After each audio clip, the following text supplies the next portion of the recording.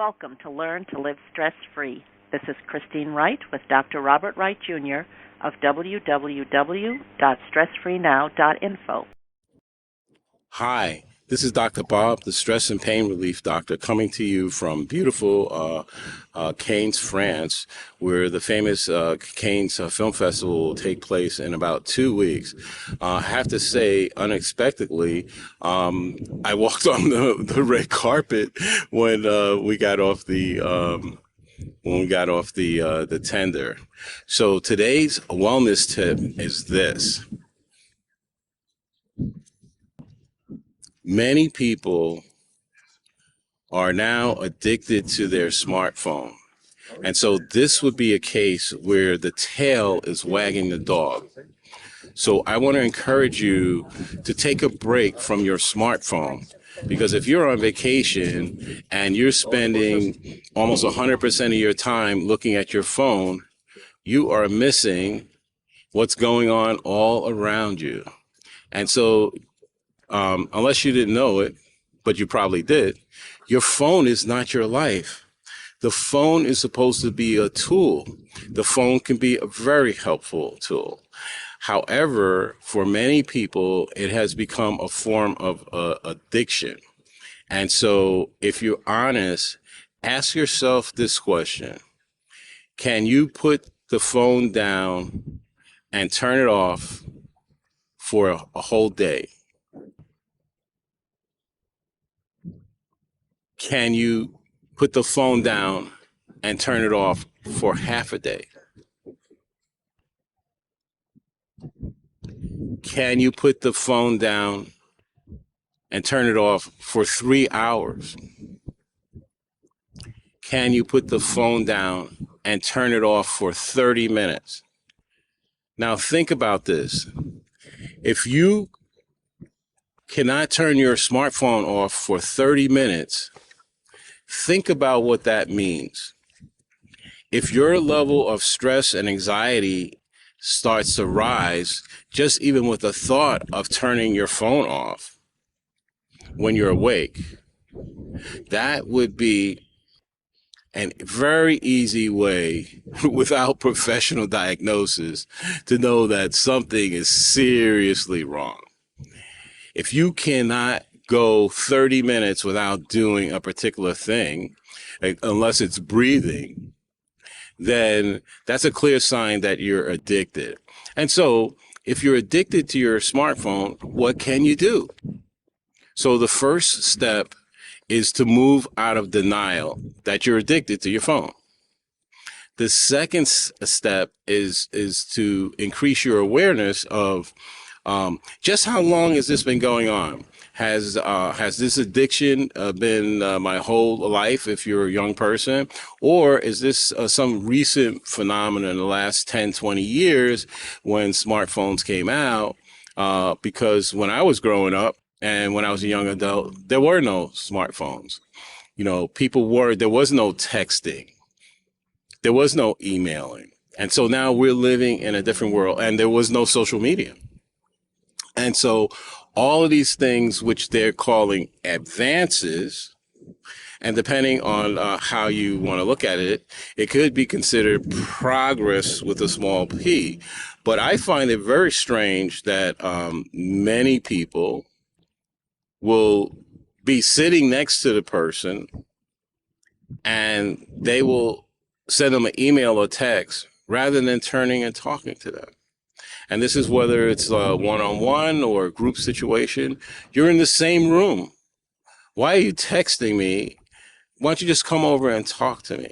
And so this is an example of a shift in human behavior. And I consider it a negative shift, because what you're talking about is going from human to human communication and connection to machine to human, or human to machine communication. And so just think about how many times you've received a text or email and the meaning or intent is the opposite of whatever was received on your end or the other person's end. I've had that happen quite a few times where I can remember in my master's program, my core faculty person sent me an email. And when I saw the email, I was horrified. And basically, the email said, you know, Bob, if you don't get your work in by this date, I'm going to grind you into the sidewalk with my heel. Well, imagine receiving that as a student. And so when I got that email, I showed it to another faculty person.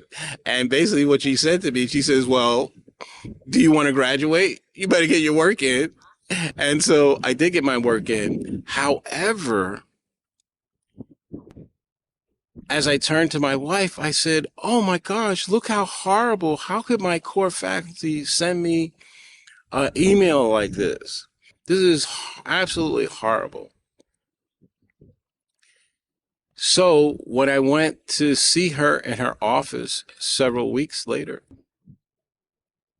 she said to me, she said, Bob, you're one of my favorite students that I've ever had in my entire teaching career of over 25 years. So at that point, I brought up the email and I said, well, you know, that email that you sent me, I was, gave me pause. And she said, oh, she said that was my failed attempt at a joke. She says, this is a case where using email, like if you were in the room together, it, you know, the context matters. And I said, oh my gosh, all these months, I have been thinking that you hated me. And she goes, no, she goes, you're one of my best students. In fact, I hope that we'll stay in touch after you graduate. And so that is actually what has happened. I have stayed in touch with her, and she is an absolute delight. And so that would be an example of a misunderstanding, which is the opposite of the intent, because and also I'm sure many of you have experienced the thing with a typo, or worse yet, you think that you're sending the email to one person and then it's going to everyone. And I know a couple of people that happened in their company, and that was kind of the final nail, final railroad spike in their career in that company, and so, or institution. So what I'm getting at is this: your smartphone is a wonderful tool if you think of it as a tool. Think of a general contractor or handyman. He or she doesn't spend their entire life walking around with their toolbox. They go to a job, they do that job, they use the tools that they need from that toolbox, then they close it. I'm hoping that there's no contractor or handyman or handy woman that sleeps with the toolbox on top of their chest or falls asleep with it. I've never heard of that. So that was my attempt at a joke. But the bottom line is this. If you are using your smartphone more than 10 hours a day, 7 days a week, that should tell you that you're addicted to your phone. And if you can't even turn your phone off for 30 minutes or an hour without experiencing some form of heightened stress or anxiety, that's a good tip that you're likely addicted to your phone.